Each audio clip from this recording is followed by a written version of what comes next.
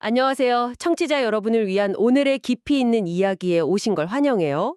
오늘은 김세영 교수의 저서 복음이란 무엇인가 일부를 보내주셨는데 이걸 바탕으로 한번 이야기를 풀어보려고 합니다. 바로 예수가 하나님 나라라는 개념을 어떻게 설명했는지 그 독특한 방식의 비밀을 함께 파헤쳐 보는 거죠. 오늘의 미션은 뭐랄까 이거예요. 당시 사람들에게 더 익숙했을 법한 그런 화려하고 자극적인 묘사들이 있었을 텐데 왜 예수는 굳이 비유를 썼을까? 그것도 잔치라는 아주 일상적인 이미지를 선택한 이유. 그 선택 뒤에 숨겨진 진짜 의도랑 신학적 의미를 찾아보는 겁니다. 자, 그럼 이 흥미로운 수수께끼를 한번 풀어볼까요? 자료를 보면 예수가 의도적으로 피했던 두 가지 방식에 대한 이야기로 시작하는데 이 지점부터가 정말 재밌어요. 본문에 묵시 문학의 현란한 환상의 언어랑 랍비 문학의 다분히 물질적인 기술을 피했다고 나오거든요. 용어부터가 조금 어려운데 이게 각각 어떤 건지 좀 쉽게 풀어주실 수 있을까요? 그럼요. 일단 묵시문학부터 보죠. 자료에서 가장 좋은 예로 드는 게 바로 신약 성경의 요한계시록이에요. 한번 상상해 보세요. 하늘에 거대한 보좌가 있고 그 주변에 네 생물이랑 24명의 장로가 쫙 있는 거예요. 와, 수천 수만 명의 천사들이 찬양하고 또 14만 4천 명으로 된 메시아 군대가 있거든요. 이 군대가 용이랑 바다괴물 이런 사탄의 군대랑 싸워서 이기는 장면들이 펼쳐지죠. 심판의 나팔이 울리고 대접이 쏟아지고 아주 그냥 극적이고 환상적인 이미지의 연속이에요. 와, 듣기만 해도 스케일이 엄청 다네요. 거의 요즘 블록버스터 영화 예고편 같은데요. 스케일은 거대한데 정작 그 안에 이야기나 메시지는 잘 안 보이는 그런 느낌이요? 그런데 예수는 하나님 나라를 설명하면서 이런 방식을 거의 안 썼다는 거죠. 네, 자료에 따르면 거의 사용하지 않았다고 해요. 그 다음이 이제 랍비 문학의 방식인데요. 이건 좀 더 구체적이고 물질적이에요. 랍비 문학에서는 종말의 구원을 태초에 완벽했던 상태로의 회복이라고 봤거든요. 태초의 회복이요? 네, 자료를 보면 아담이 죄를 짓고 잃어버린 6가지가 있는데 이걸 되찾는 게 바로 구원이라고 설명해요. 잃어버린 6가지요? 그게 뭔데요? 첫째는 얼굴의 광채, 그러니까 하나님의 영광을 상징하는 빛을 잃었고요. 둘째는 하늘의 광채를 잃어서 세상이 혼돈에 빠졌다는 거고, 셋째는 이게 좀 재밌는데 원래 거인이었던 인간의 키가 작아져서 무능한 존재가 됐다는 거예요. 아, 키가요? 네, 그리고 넷째와 다섯째는 나무랑 땅의 열매를 잃어버린 것, 마지막 여섯째는 영생을 잃어버린 거죠. 처음 세 개는 지위랑 영광의 상실, 뒷세 개는 물질적인 풍요랑 생명 자체의 상실을 의미하는 거예요. 키가 원래 거인이었다는 상상력은 정말 독특하네요. 인간이 뭔가 근본적으로 축소되고 결핍된 존재가 되었다는 느낌을 아주 강하게 주는데요. 맞아요.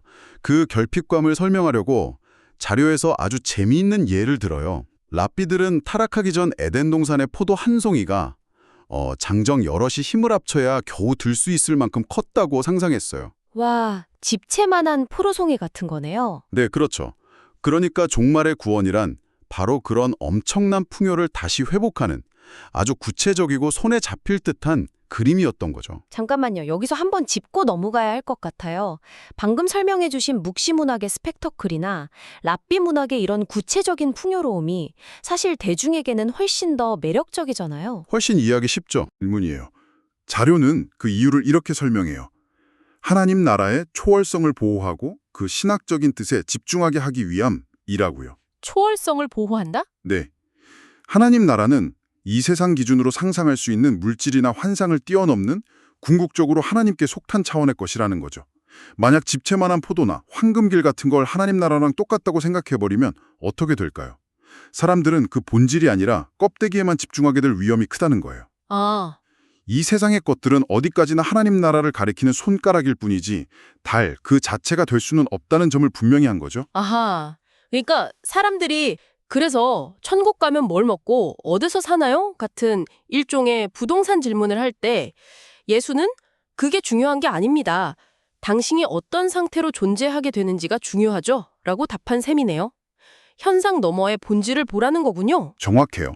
그래서 우리는 그 비유들이 가리키는 신학적 의미에 집중해야 한다고 자료는 계속 강조하고 있어요. 그렇다면 예수는 어떤 비유를 주로 사용했나요? 그 본질을 설명하기 위해서요? 자료에서 단연 첫손에 꼽는 게 바로 잔치, 특히 혼인잔치의 비유예요. 왜 하필 잔치였을까요? 잔치라는 단어가 우리에게 바로 불러일으키는 이미지를 생각해보면 쉬워요. 자료의 묘사처럼 잔치하면 머릿속에 온갖 음식이 가득한 상이 떠오르잖아요. 그렇죠. 풍성하고. 네, 배불리 먹고 마시는 만족감, 흥겨운 분위기, 그리고 무엇보다 서로 너그럽게 나누는 사랑의 그림이 그려지죠. 잔치는 풍요, 만족, 기쁨, 사랑을 모두 담고 있는 이미지예요. 예수는 하나님 나라가 바로 이런 것들이 넘치는 곳이라는 걸 보여주고자 했던 거죠. 듣고 보니 잔치라는 비유는 단순히 풍요롭다는 뜻을 넘어서 누구나 환영받는다는 포용의 의미도 강하게 담고 있는 것 같네요. 초대받지 못할 사람이 없는 느낌이랄까? 아주 중요한 지적이에요. 당시 사회에서 소외되었던 사람들에게는 이 메시지가 정말 파격적으로 들렸겠어요. 맞아요. 실제로 예수의 잔치 비유에는 세리나 죄인, 가난한 사람들이 초대받는 장면이 자주 나오잖아요. 이건 단순히 신학적인 개념을 넘어서는 사회적인 선언이기도 했어요. 그리고 이런 잔치 이미지는 예수님이 처음 만든 것도 아니고요. 원래 있었던 건가요? 네, 이미 구약 성경에서부터 하나님의 구원을 잔치로 묘사하는 전통이 있었어요. 시편 23편에 원수의 목전에서 내게 상을 차려주시고 라는 구절이나 이사야서에서 종말의 때에 하나님이 모든 민족을 위해 잔치를 베푸실 거라는 예언이 그 예죠. 예수님 그 전통을 이어받아서 의미를 더욱 깊게 만든 거예요. 그렇군요. 그렇다면 이 잔치라는 비유는 구체적으로 우리의 어떤 현실과 대비되는 건가요? 이 비유의 진짜 힘은 바로 그 대비에서 나와요. 자료는 우리가 지금 발딛고 사는 현실을 사탄의 통치 아래에 있다고 규정하거든요. 사탄의 통치요? 네, 이게 무슨 뜻이냐면 근본적인 결핍감과 채워지지 않는 욕구 불만 속에서 살아간다는 거죠. 한정된 자원을 놓고 서로 조금이라도 더 차지하려고 처절한 생존 경쟁을 벌이는 곳. 자료의 표현을 빌리자면 만인이 만인에게 늑대 노릇을 하는 그런 사회라는 거예요. 불의와 억압, 착취가 일상인. 만인이 만인에게 늑대 노릇. 그 말이 참 씁쓸하게 와닿네요. 어쩌면 매일 아침 우리가 마주하는 현실 그 자체 같기도 하고요. 그렇죠. 잔치의 비유는 바로 그 현실의 정반대를 보여주는 거예요. 신학적으로 잔치는 창조주 하나님과의 올바른 관계가 회복된 상태를 의미해요. 그분의 무한한 부여함에 참여하고 그분이 우리의 아빠 노릇을 해주시면서 모든 필요를 채워주시는 삶이죠. 따라서 이 비유가 설명하는 구원이란 내 힘으로 쟁취하는 삶이 아니라 하나님의 무한한 자원으로 살아가는 삶, 곧 자률에서 말하는 하나님적 생명, 즉 영생을 얻는 것을 의미해요. 결핍의 경제학에서 풍요의 신학으로 넘어가는 거죠. 잔치에 참여한다는 건 그 잔치를 연 주인의 풍요로움을 함께 누린다는 뜻이잖아요. 그렇다면 거기서 한 발 더 나아가서 아예 그 주인의 가족이 되면 단순히 손님이 아니라 그 모든 걸 물려받는다는 의미로 확장될 수도 있겠네요. 자료에서 혹시 이런 상속의 개념도 다루나요? 네, 정확히 짚으셨어요. 바로 그거예요. 자료는 잔치와 똑같은 의미를 전달하는 또 다른 핵심 비유로 상속받음을 제시해요. 방금 말씀하신 그 논리 그대로입니다. 아, 그렇군요. 하나님 나라에 들어간다는 건 우리가 하나님의 자녀가 된다는 뜻이고, 자녀는 자연스럽게 아버지의 것을 물려받는 상속자가 되잖아요. 즉, 사탄의 나라가 상징하는 결핍과 경쟁의 현실에서 해방돼 창조주의 무한한 부요함을 상속받는다는 의미죠. 잔치의 비유와 정확히 같은 메시지를 전달하는 거예요. 잔치는 그 풍요를 경험하는 그림이라면 상속은 그 풍요의 주인이 되는 자격에 대한 그림이군요. 두 개가 아주 긴밀하게 연결되어 있네요. 맞습니다. 하나는 상태에 대한 묘사고 다른 하나는 신분에 대한 묘사라고 볼 수 있죠. 자료에서 이 두 가지 그림, 상속과 잔치가 완벽하게 결합된 예시로 누가복음 15장의 탕자의 비유를 들고 있어요. 워낙 유명한 이야기인데 이 관점으로 다시 보니 새롭게 느껴질 것 같아요. 이 비유를 통해 한번 종합적으로 설명해 주실 수 있을까요? 아주 좋은 예시죠. 자료의 해석에 따르면 이 비유 속 탕자는 단순히 집 나간 아들이 아니에요.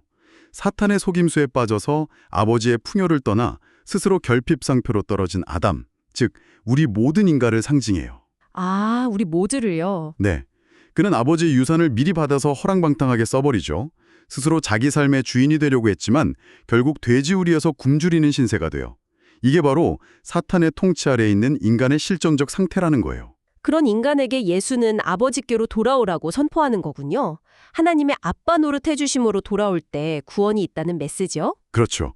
그리고 비유의 클라이맥스를 떠올려 보세요. 아들이 돌아왔을 때 아버지가 어떻게 하죠? 아들은 저는 아들이라 불릴 자격이 없습니다. 품꾼의 하나로 보소서라고 말하려 했지만 아버지는 그 말을 끝까지 듣지도 않아요. 그냥 달려가서 안아주죠. 네. 그리고는 종들에게 소리치죠.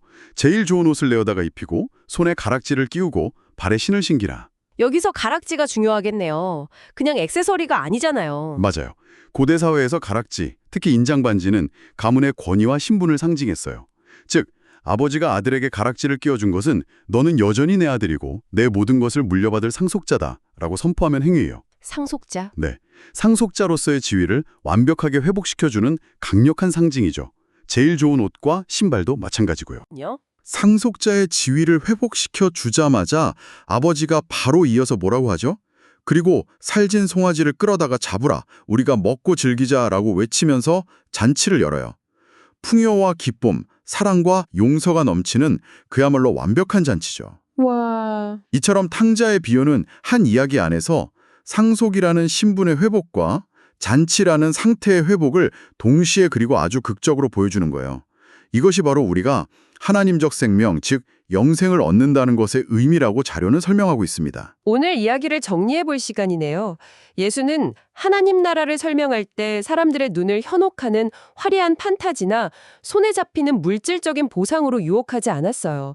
대신 우리에게 너무나 익숙한 잔치와 상속이라는 비유를 통해 그 본질에 집중하게 만들었죠. 네, 그렇죠. 결국 핵심은 하나님 나라는 죽어서 가는 어떤 장소에 대한 설명이 아니라 바로 지금 우리가 겪는 이 지긋지긋한 결핍과 경쟁의 현실에서 벗어나서 하나님과의 올바른 관계 안에서 누리는 무한한 풍요와 기쁨, 만족과 사랑의 삶, 즉 새로운 삶의 방식이라는 거네요. 그렇습니다. 이 비유들이 어떤 장소에 대한 문자적 묘사가 아니라 영생이라는 새로운 삶의 방식, 그러니까 구원의 신학적 실체를 우리가 이해하도록 돕는 강력한 유비, 애널러지라는 점, 이걸 기억하는 게 가장 중요해요. 장소의 문제가 아니라 관계의 문제이고 소유의 문제가 아니라 존재의 문제인 셈이죠. 마지막으로 청취자분께서 혼자 곱씹어 볼 만한 질문을 하나 던지면서 마무리하고 싶어요. 자료는 내내 비유의 문자적 이미지 너머에 있는 신학적 의미에 집중하라고 강조했잖아요.